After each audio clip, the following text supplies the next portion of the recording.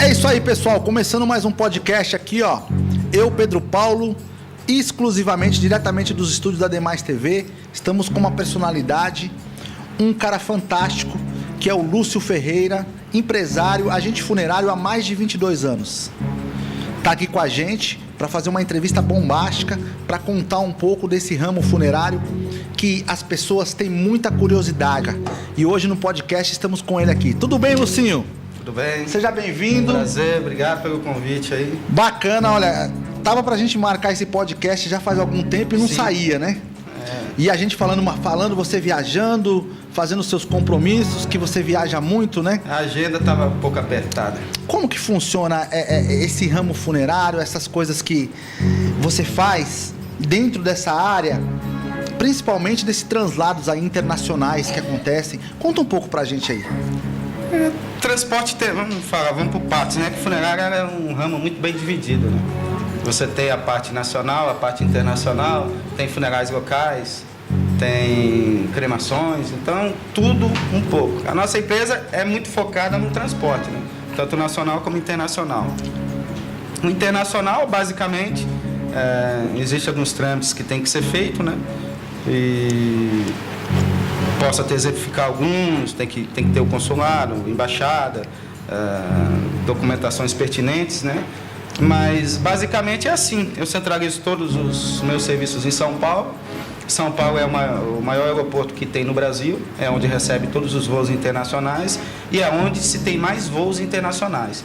Então, digamos que se alguém precisa ser transportado para os Estados Unidos, faleceu, por exemplo, em Ilhéus, ou na Bahia, ou em Salvador, a gente cuida do transporte até São Paulo e daqui cuida da documentação.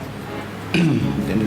E fala pra mim, você fala outro idioma ou só português mesmo? Eu geralmente deixo alguém que tenha outro idioma, entendeu? Porque precisa, né? Sim, precisa ter alguém que fala o inglês, que é o mais falado em todo mundo. Entendeu? É a língua universal. Exatamente.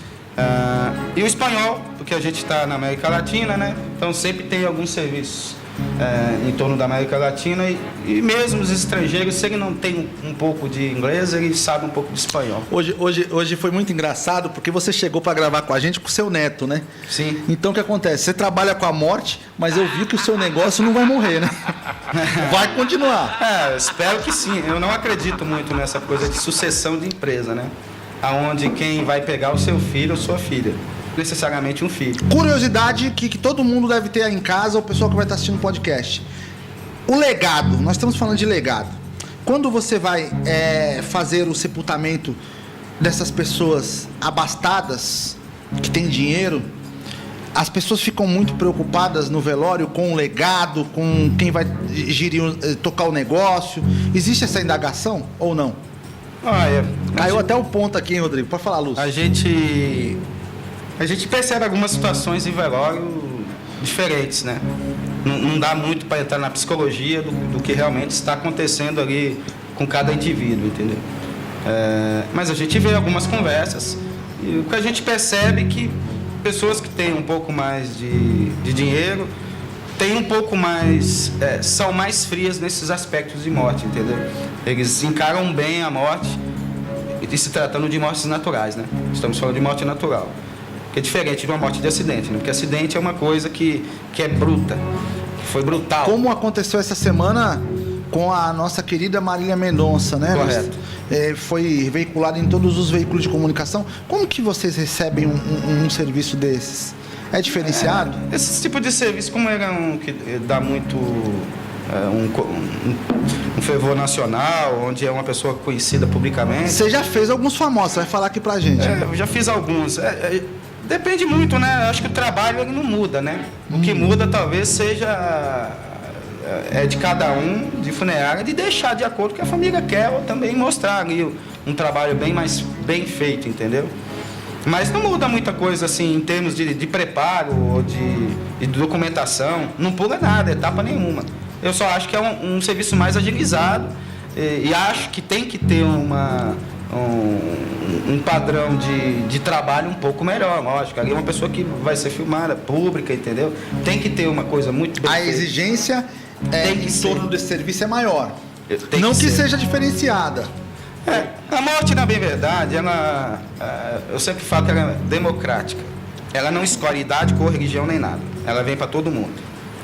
Existe a maneira que ela vem, naturalmente ou brutal. Nesse caso específico, ali nós temos uma pessoa de 26 anos, né? Deixou um filho. É triste, como poderia ser qualquer pessoa que a gente ficaria triste. Mas ainda ficou mais triste porque é uma pessoa conhecida, entendeu? Onde todo mundo conhece, sabe mais ou menos aí, é uma pessoa conhecida. Então é triste de qualquer forma. Há uma comoção nacional até para quem está fazendo o trabalho, então, né? Exatamente. A gente imagina que, pô, isso aconteceu, mas tem que fazer o trabalho, né? Eu sempre falo que até o trabalho do bombeiro, ele ainda é mais difícil que o nosso. Porque o nosso, na bem verdade, a gente pega um pouco já meio caminho andado, entendeu? O corpo foi para a IML, foi preparado, já foi aberto, já foi feita as autópsias, tudo. Então ele chega para nós um pouco já melhor. Mas do bombeiro ainda é pior, né? Ele já pega no local dos fatos. E vocês têm esse contato, essa relação direta com esses profissionais também, bombeiros, SAMU, porque acaba tendo também um pouco, né? Você já viu algum tipo de manifestação de assombração, de mula sem cabeça, de defunto levantando? Já viu essas coisas? Olha, eu vou ser bem sincero com você. Se eu tivesse visto, eu não estava no ramo, não. Quando a gente começa no ramo funerário, é engraçado. Você começa com um pouco de cisma, logo no começo do trabalho. Realmente não tem como não ter cisma. Eu lembro que fui fazer uma viagem, contei isso até numa outra entrevista, fui fazer uma viagem e quando eu senti que estava batendo alguma coisa atrás. Eu vi essa entrevista. Tem até milhares de acessos nas redes, né? Conta aí, uma revista aí Carlos entrevistou, perguntou, aí batia no caixão e aí eu falei, não é possível. Mas aí você sempre vai ter uma cisma, né? Aí eu encostei o carro, abri a tampa. E abri a tampa para ver se realmente a pessoa estava batendo. Vai que aconteça, né? Ninguém nunca sabe o que pode acontecer. E na verdade aí eu olhei que tinha uma lâmpada da placa que soltou que estava batendo no caixão quando freava. Daquele dia em diante, eu descobri aonde que estava o medo. O medo, o ser humano, ele tem medo. Quando você tem medo de alguma situação, você começa dentro da sua mente a buscar mais medo ainda. A mente começa a elaborar Exatamente. Você começa a pensar em filme de terror. Então, o segredo do trabalho é não pensar nisso. Você tem que pensa nas suas dívidas, pensa em qualquer outra coisa, mas não pense no simples, senão na hora que ela entrar, o medo entrar, você vai lembrar dos filmes de terror. Você vai pensar, mas se o cara levantar aqui, o que eu vou fazer? Aí você vai ligar a luz do carro e vai dirigir com medo. Entendeu? Você imagina que você está numa estrada deserta, levando alguém que faleceu na sua traseira, sem ninguém do lado e sem nenhuma luz na frente. Agora, aí o que é mais engraçado ainda, o medo te faz ver coisa. Você olha para a estrada e você começa a imaginar que aquilo lá é alguma coisa assombrosa. Você já teve algum funcionário, algum cara que trabalhou com você que desistiu da profissão por conta desse medo? Teve milhares. Os caras abandonam, né? Milhares. Os caras não vai não, meu. Os caras não vai. Teve milhares. Teve um muito gente boa até, gosto muito dele, mas você quando vai lidar com esse tipo de situação, existe duas, né? Você tem que ter a psicologia de lidar com os parentes que perdeu alguém e você tem que ter a psicologia de não ter medo também. E ele não tinha medo, mas a psicologia com a família, ele não conseguia. Então, tipo assim, você vai encontrar alguém que está nervoso, você precisa bater nas costinhas dele, calma que a gente está aqui. E ele não tinha isso. E ele corria. Tipo, ele ia atender a família, ele ia pro bar para comer doce. Então, eu falei para ele, você não serve para essa profissão, isso aqui é complicado. Por que as pessoas têm tanto medo desse ramo? Eu acho que tudo que você não conhece, você tem que ter medo, né? Aquilo que você não conhece. Então, é até uma forma de sobrevivência, né? A morte... De você viver mais. Tem medo, Rodrigo, de funerária? O Rodrigo falou que não tem medo, não. Não, eu acho que tem gente que a morte ela é ruim, né? Porque você perde alguém e nunca mais vai ver. Então, as pessoas não querem pensar no que é ruim. E funerária é coisa ruim, né? Na bem verdade. Se você for ver, porque a gente lida com a morte, a gente lida com algo ruim. É um assunto um pouco indigesto, as pessoas não gostam muito de falar. A pessoa que quer curtir a vida e quer viver. A funerária é uma coisa morta, né? Porque funerária a gente está tratando de pessoas que faleceram, né? Então, todo mundo tem que ter medo mesmo, porque além de não conhecer, é uma coisa que não é boa. O Rodrigo, ele vê mortos, viu? Rodrigo Braga aí, ele vê espírito o tempo todo. Se ele continuar a pensar assim, ele vai ver mais ainda.